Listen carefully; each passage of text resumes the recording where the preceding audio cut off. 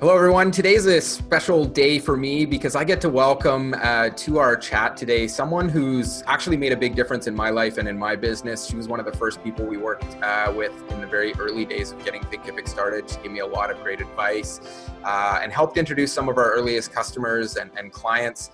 And is someone that I've really admired in everything that she does.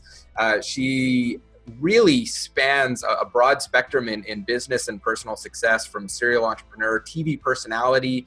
She's the creator of the Godfidence movement, founder of She Profits. She helps women turn ideas into income and faith into action. She's a Miss America finalist, pro sports attorney, competitor previously on The Apprentice, left a high-powered law firm, a little bit similar to me, to go and follow her passion and build some multi-million-dollar enterprises, and so many other things I don't have time to get into all of here today, but we'll dive into some of that today. She also has a new book coming out, which you can check out at believebigger.com, and you can learn more about Marshawn Evans Daniels at marshawn.com, or check out her book, which we're going to be talking about today, at believebigger.com. Marshawn, welcome. It's an absolute pleasure to be chatting with you today. Thank you so much. I remember those early conversations. That was about 3 years ago, because it was right before I was getting on sabbatical. And we were using a different platform, and I heard about you all because I wanted to provide something that would be awesome for our clients, that would get them going quickly. And I was shocked that when I replied to the company saying I'd love to learn more, that they very quickly got me routed to you, and that you personally reached out. And so I consider you my Canadian brother from another mother. But we have just been so excited to be developing and growing this partnership with you all, and that my clients are very excited and happy, and they love how easy it is. So I'm a fan, and I appreciate the kind words for sure. Thanks. I appreciate it. It's been a pleasure learning from you and working with you. And I know lots of our clients have worked with you and been really excited about how you've helped them. And now you have a bunch on the go. There's Believe Bigger is the place to check things out around the book. Oh, excellent. There you go. Good to finally get it out of my head and into hardback. It's actually rare for a woman to get a hardback book. So it's pretty cool. It's pretty nice. Excellent. And I'm going to brag for you a little bit, so you don't have to as much, but the book's already, so it's out March 13th. Yes. You can actually, at Believe Bigger, you can sign up to get it in advance of that, or get it on that release day. And it's already #1 in women in business category. Let's talk a little bit about that. What's the story behind, how did you get into putting this book together, and who, well, maybe start with actually even just who should be looking at this? Well, that's a great question. I believe that I wrote it for the person who's stuck, who's feeling like there's more in their life. There's more for them to do and to be. You mentioned that you were practicing as a lawyer. So was I. And there's something about your degree that can be somewhat misleading. So I was sitting on the 22nd floor of a high-rise law firm. I'm 25 years old. I'm fresh out of Georgetown Law, and I should be grateful. I had 20-something offers, and I should be feeling fulfilled and satisfied. I'm very well paid, in my opinion, overpaid for a young kid who didn't really know anything. And at the same time, I felt like this wasn't enough for me. I wasn't in the right place or in the right season. And I realized that I was not alone. When I first got into coaching, I was probably in the industry for about 1.5 years, and I had a lot of corporate clients. I worked with Office Depot, Home Depot, Ernst & Young, Delta Airlines. And with Delta being one of my clients and me being one of their preferred vendors, they would invite us to a lot of their events. So I attend an event with Delta Airlines, and I meet this woman who's a C-suite level executive at Home Depot. So C-suite, if you're not clear about how that works, you're just a couple of heartbeats away from the CEO.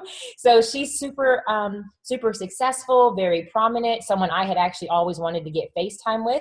So we're sitting at this cocktail reception, and she's explaining to me that she's ready to make a transition. Now, it's not that she was losing her job. They weren't firing her. They weren't telling her she had to go.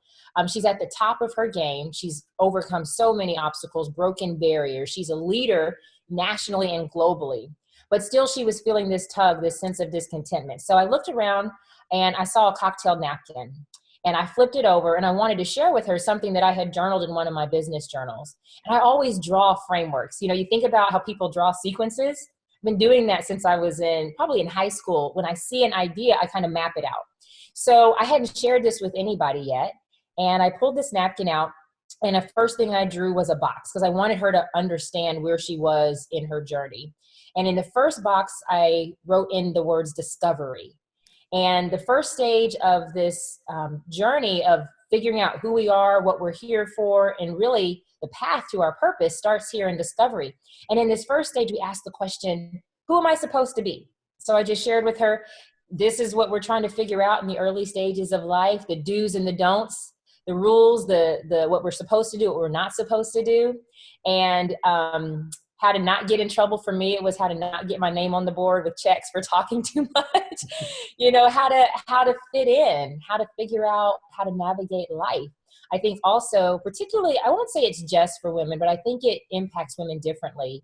And I could be wrong about this. The men always say it's us too, but we get shoulded on what we should do, what we shouldn't do. This is where people pleasing and protocol, and this is where we learn to play small, and it ends up affecting us later on. So in discovery, we learn our own set of rules. Your rules, Greg, might be different than mine because we have different influences, but we learn how to color in the lines at some point.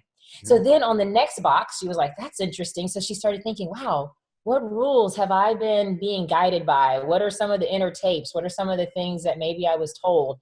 And so in the second box, I draw on the napkin and I write in there talent.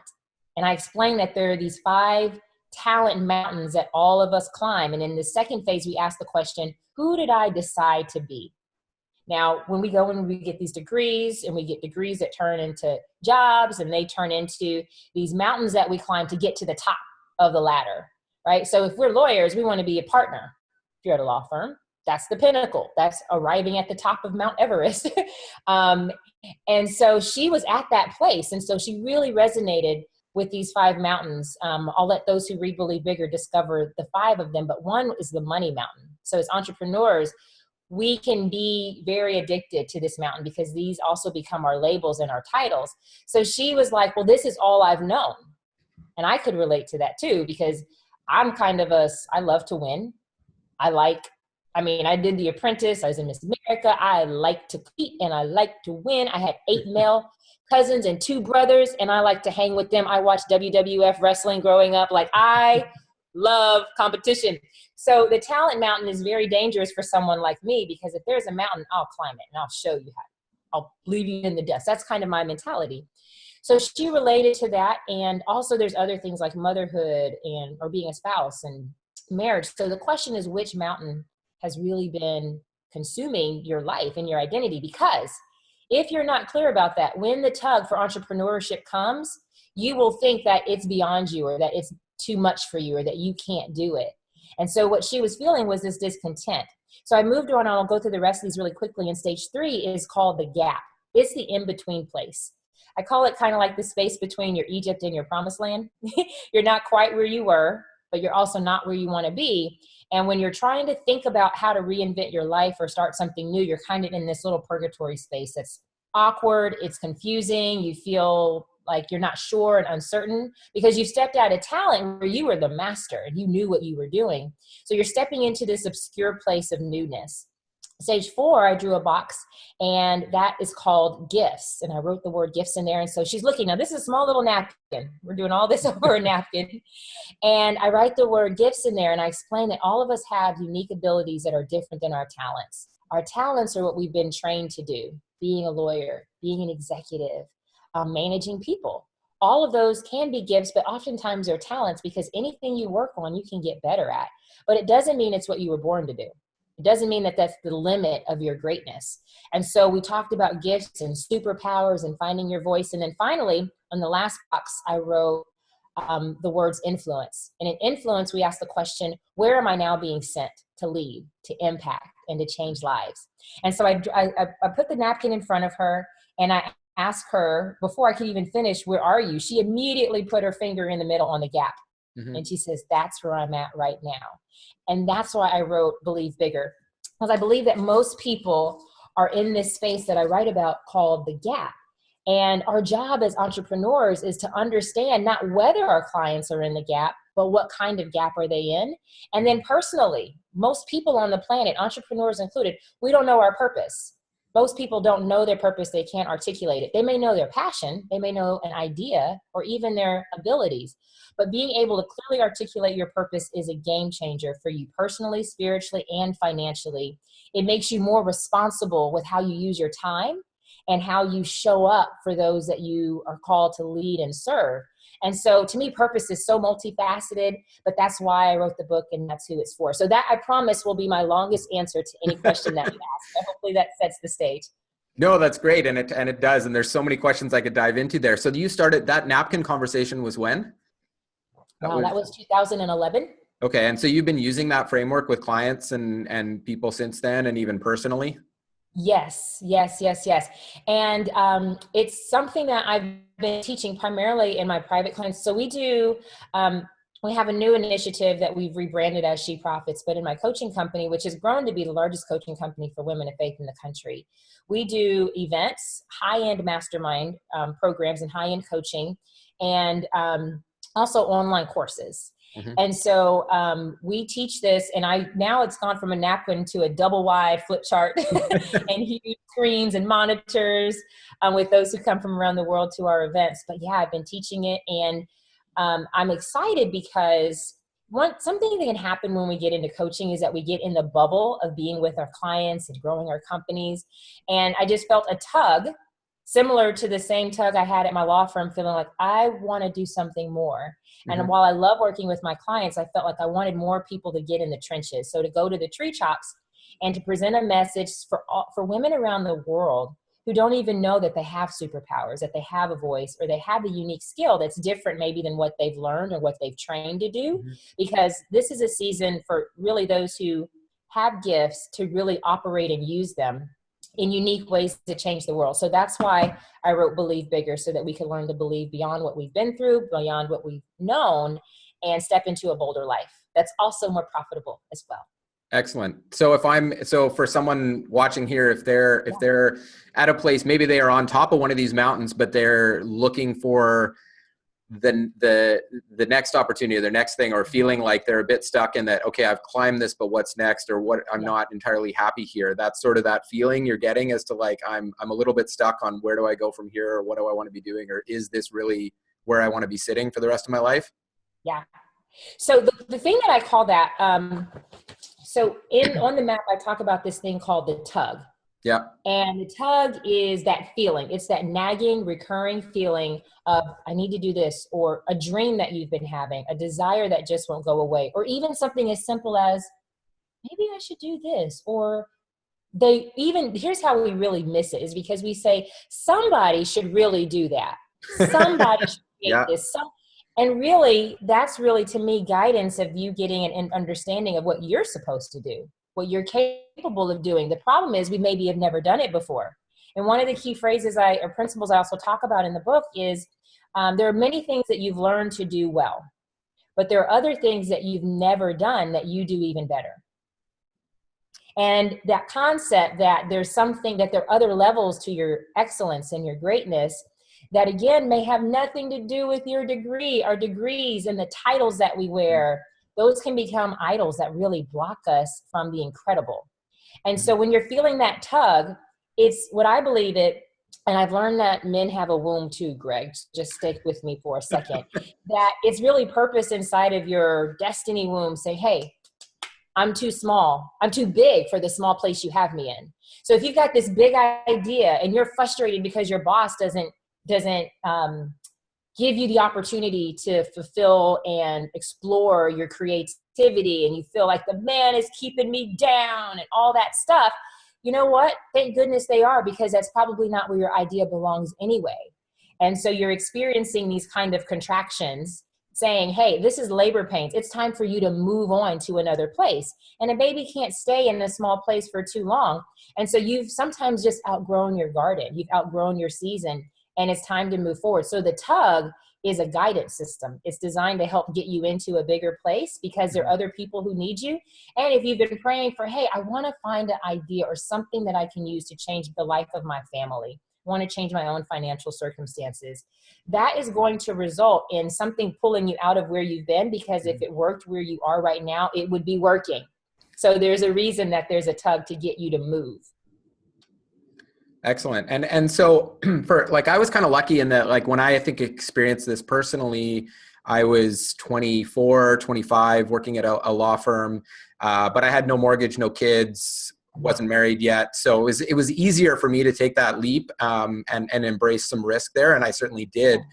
But I wonder, like, what if you're talking to someone who's got mortgage, kids, that's where I'm at now. Those kind of things where you can be a bit more risk adverse. And I tend to think women tend to be put into this situation a little bit more, right? They tend to be more the responsible one. I mean, you look at even statistics on like micro lending across the world, and people are much more likely to lend to women because it's a better bet that they're going to pay you back, because they take this stuff a little bit more seriously, I think, and not to generalize, but that's what the stats show us. And I don't think it's a bad thing, but I think it also tends to kind of lock women down a bit more than others than from taking that leap and taking that. And I don't want to be here encouraging people, quit your job, drop your mortgage, forget about your kids and go start something. But how do you reconcile that I'm in a place where I don't really feel like I'm worried about taking on some more risk, or is this a risky path? Does it have to be? Such a good question. So I think one of the problems is for both men and women, because I believe entrepreneurship is the new faith movement. It takes faith to step out and do something that's not been done, and to do what you personally have not done before. But with that, the reason we struggle with this is, one, we're trained to pursue retirement as opposed to reinvention. If we developed the muscle and the understanding and the know-how early that you really aren't built to just work one job for your whole life, that you will have multiple twists and turns on the path of life, and that when opportunity arises, you should rise to the occasion. So what has happened is we have become risk managers as opposed to risk engagers by nature. So we feel, and then because of that, we also haven't been developing our unique abilities and our skills, so that when new opportunity comes, we do feel overwhelmed. We're not trained on how to make $1 for ourselves. We only know how to make dollars for other people. So one of the things that I believe will happen with Believe Bigger is that we will change the way we look at how we're supposed to live our lives. Like, what's the intent? Is it to be in one place for too long? No, that's why there's 5 stages. Now look, most people will never make it out of stage 2, the talent stage. It's not about starting a business, but it is about stepping into your legacy of what you're here for. And so one of the voices, I talk about these 2 competing voices also in Believe Bigger, which are little me versus future me. And little me is the voice of fear. Little me is also very rational sounding, very practical, and can be very deceptive in that way. But little me's whole goal is to keep you out of your best life, out of your best experiences, whether that be health, wealth, relationships, love, or just joyous fulfillment. It's designed to keep you in a place that is stuck and unimpactful. Like, at least even if little me can keep you comfortable, right, then that's great, because now you're locked out of the incredible. And the opposite voice is future me. And future me is so unintimidated by little me. In fact, future me eats all of the fear up from little me like a vitamin for breakfast, like just takes it in, and is not intimidated, and is completely passionate about your greatness, your abilities, and launching you into this incredible life. Not perfect, but powerful at the same time. And so I think that because we haven't been taught, again, the rules are really voiced by little me. So all the little voices have how you got shoulded on when we talked about that earlier. Yeah. Those are going to come up at a crossroads. So anytime you're about to step into something new, rationalizing, but rational little me will come up and say, well, you know what?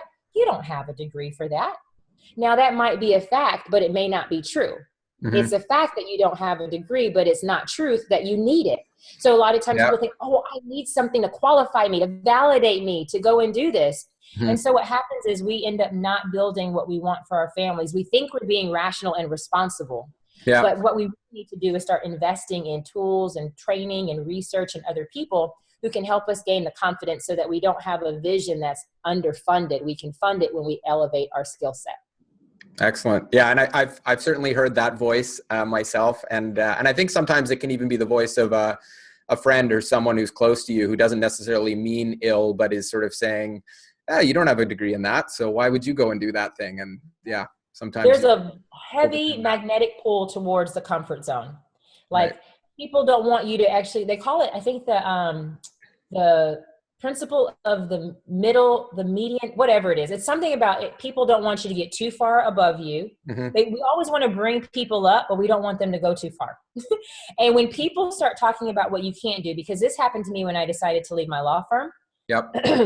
And I remember meeting with my mentors who were, been practicing 40 something years at the time, longer than I had been alive, and explained that I was going to waste my law degree if I went and started. Actually, they thought I was going to work for somebody else's sports agency. They didn't think I was going to start my own. Yeah. And I remember just saying, I don't want to be stuck here, but we want to pull people up, but we don't want them to go too far. And as I realized, I was looking across the table at this woman, again, who'd been practicing forever, right? Mm-hmm. And how she was so scared to still leave the comfort of the four walls of this law firm. Yeah. Even with all this knowledge here, I don't have any knowledge, really. I have knowledge. I certainly don't have legal wisdom yet. I haven't had enough experience to say that. But here, I looked across from her at the table and I said, I don't want to be her. Mm-hmm. Now, what she gave me was advice and guidance. Don't waste your law degree. Don't ruin your life, basically, by leaving the comfort of these four walls. You'll be scared. It's too scary out there. Don't leave. And we've got to become wise enough to discern the difference of the voice of doubt that is not necessarily, again, it might be factual, but it may not be true for you. And trusting your intuition is the most powerful thing and the most profitable practice that you can engage in. Because when other people are scared, they will hawk their fears off on you, even if it's because they want to stay in their comfort zone. So everything about Little Me is to keep you comfortable. And if you can stay comfortable, again, you're out of the incredible. Right. Excellent. Okay. So definitely for everyone here, if you're feeling that tug, or if you're in that place that's stuck, or you need help or guidance, or looking to better understand, maybe making that transition or stepping up to something more purposeful for yourself, check out believebigger.com. We're not done. Just reminding people where to get it. But I also, sorry. I said commercial break. Yeah. Commercial. There you go. Sounds to me too that there's an element of this that is there's a personal element and a business element, and they seem very connected in everything that you're talking about here. How are those sort of tie together? Well, I'm not someone, I used to believe that parts of our lives were separate. Mm-hmm. But now I've come to believe, especially for entrepreneurial folks who are building something out of the overflow of their heart's passion, that our personal life and our business life are so intertwined in terms of when things start happening. The way I always tell people, how you know you're in the gap and in the middle of a shift is you take the F out of the word shift. So when that happens, you know that things are starting to be obstructed. So I had this, I started this sports agency when I left my law firm. And during that time, I also got engaged. So I was engaged. I was traveling between Atlanta, Georgia, and Chicago and Illinois, back and forth, long distance relationship. And I was becoming a bonus mom to 3 kids, all while managing this professional sports agency. It was very successful. I had just signed the highest paid defensive end in the NFL. He had a $62 million 7-year contract. And as a side note, the best clients are the clients that can afford to pay you. And I had a huge corporate roster. I was starting to not only get media and marketing and endorsement deals for my clients with Rolls-Royce, Nike, Tiffany and Company, Sprint. So really blue chip opportunities for blue chip clients. And then I was on ESPN doing commentary myself and CNN. So life was good. Business was great. And then they all fell apart at the same moment. I had been feeling like it was time to take a step back from my sports agency, but I didn't know why, because it was very successful. Mm-hmm. And I had this vision of growing it to be the largest women-owned sports agency in the country. I was going to sneak up behind all these sports agents who didn't see me coming. I was going to scoop up their clients that they had been neglecting. I had a whole strategy, and it was working. And I felt this tug to stop or to pause. And my fiance at the time says, well, why don't you take a break? Why don't we get married? You get used to living permanently in Chicago, being a mom, and figure out what you want your next step to be. I also had a business book out at the time called Skirts in the Boardroom.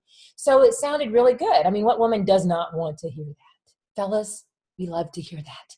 However, I found out 6 days before my wedding. I was waking up that morning, waiting for my fiance to getting on a plane, coming into Atlanta. And that morning, I reach over and I do what I don't believe in doing now, which is I grab my cell phone, and I discovered through unlikely messenger that my fiance was cheating on me. Ouch. And I didn't see that coming. It was absolutely devastating. Personally, it was embarrassing as well because it was a high profile relationship. He had been retired 8 years, but he was a former professional athlete. And we've been very public because Facebook was new then. Yeah. Everything, you post everything on social media. It's great to share your life. And now I had people asking me about a wedding that I had called off because I had all of these fans and they didn't know. And Right. somehow within that day, you'll read the book for the juicy details on how I discovered that and how hard it was.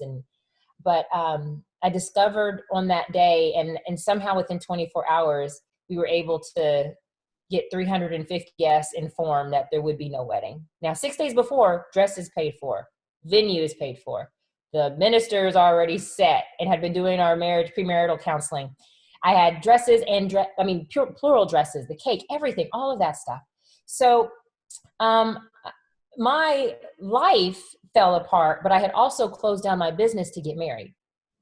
I had referred all my clients out. So now I don't even know how I'm going to pay my bills.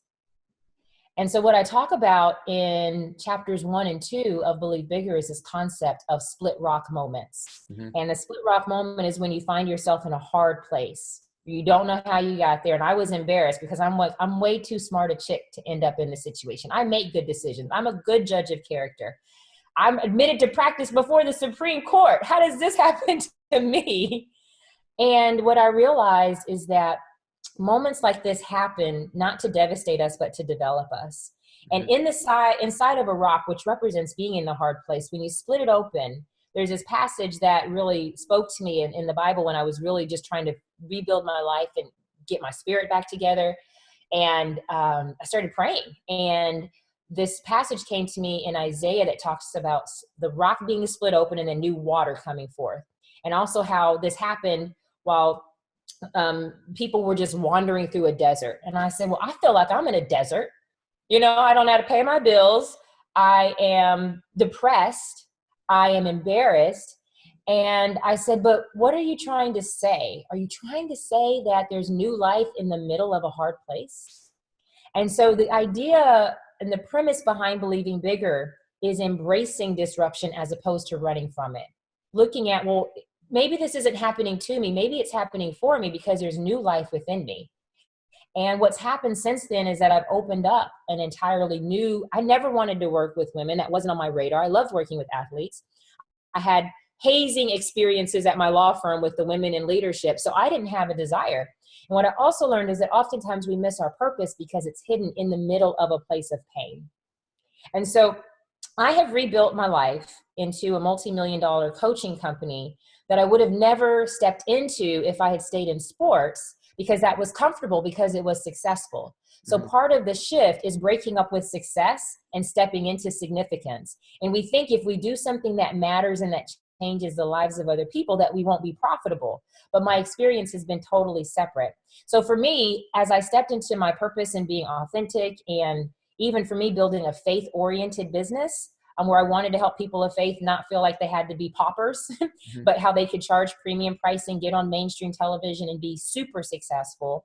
I found that my life and my business go together. As I work on my mindset, as I work on my spiritual development, and as I work on trusting my intuition, one, I'm a much better marketer because I'm speaking from a place of truth and heart. I'm not trying to actually market anymore. My definition for me for marketing is simply being inspiring. So everything that we do at Me Unlimited is to inspire people to believe bigger.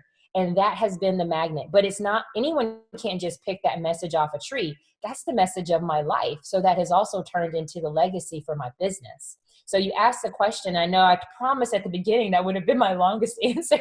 Okay, this is a good one. And life and business go together. Mm-hmm. It doesn't mean that you are your business, and it doesn't mean that you are your gift, but it does mean that there is time for us. It's time out for us trying to separate what's supposed to be integrated so that we truly do love our life, and our business is an extension of what our life mission is supposed to be about to begin with. Excellent. Wow. And I married a great guy. So I did get on the other side of leaving success, stepping into significance, finding purpose. I think for me, I also found my purpose partner.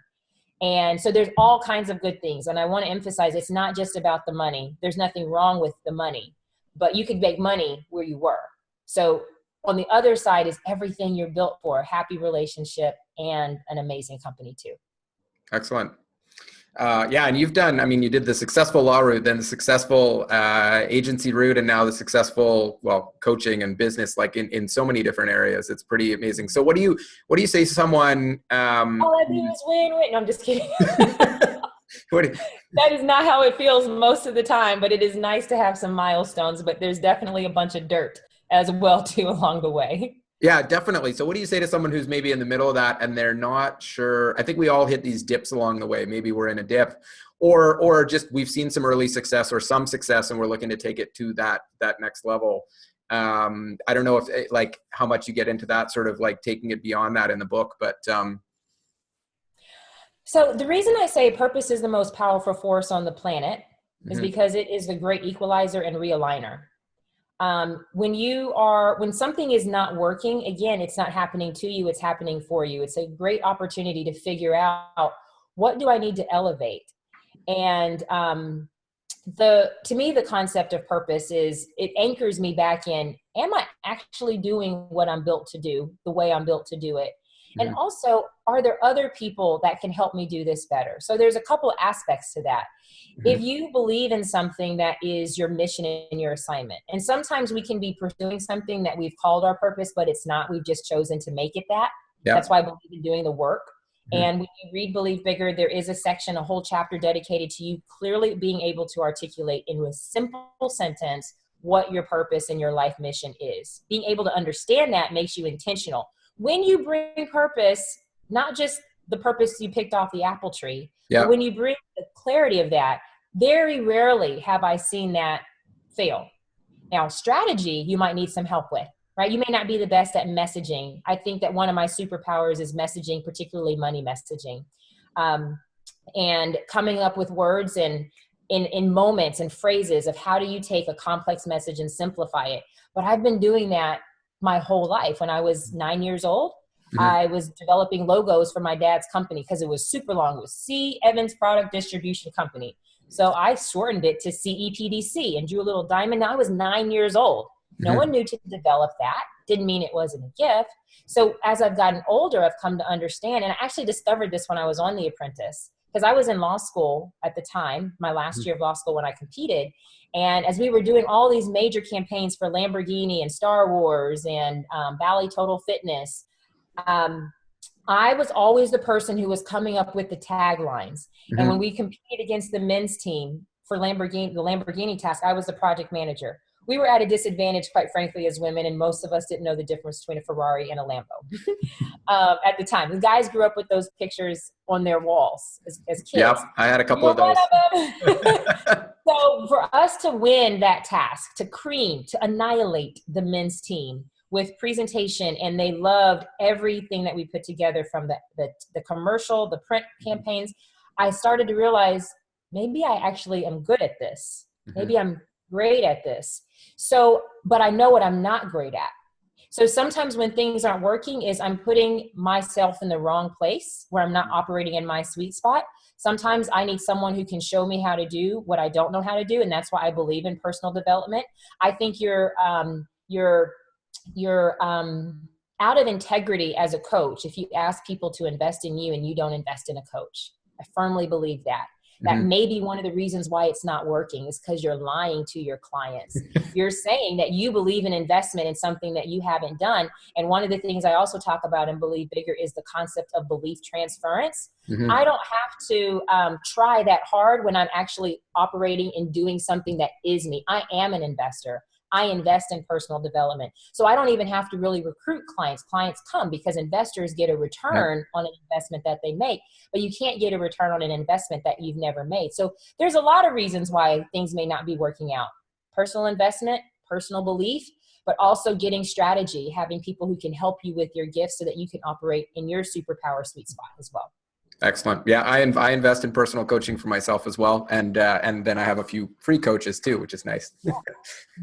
Excellent. Okay, so on the book side, for anyone who is interested in that, looking to take the next step and learn a little bit more about everything that Marshawn shared with us here today, check out believebigger.com.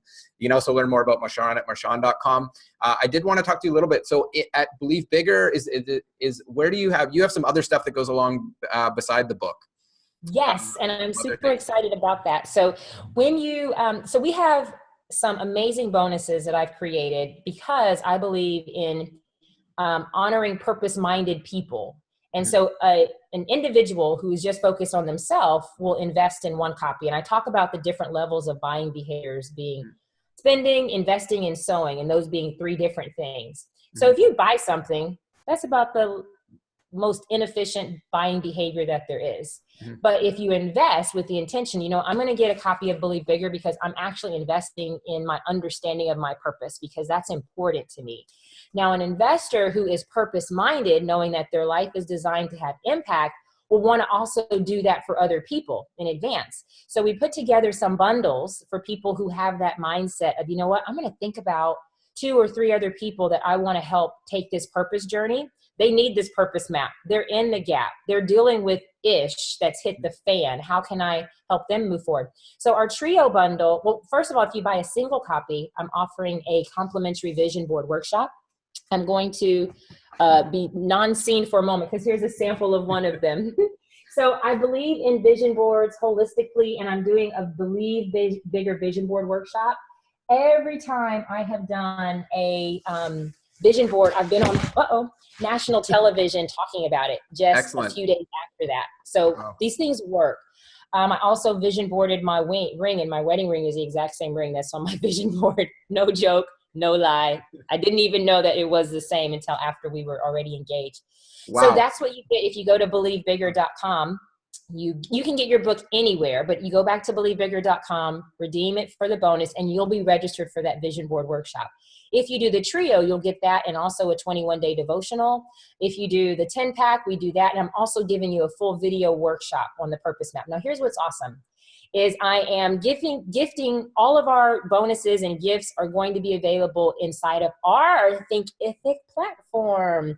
So this has been so easy for us to develop, so easy for us to do, so much so that as we have onboarded new staff members, they've needed minimal training. Most of it they've been able to figure out without much support. And that's why we love it. It's what I've been looking for. Honestly, I've used some of the most complex systems out there.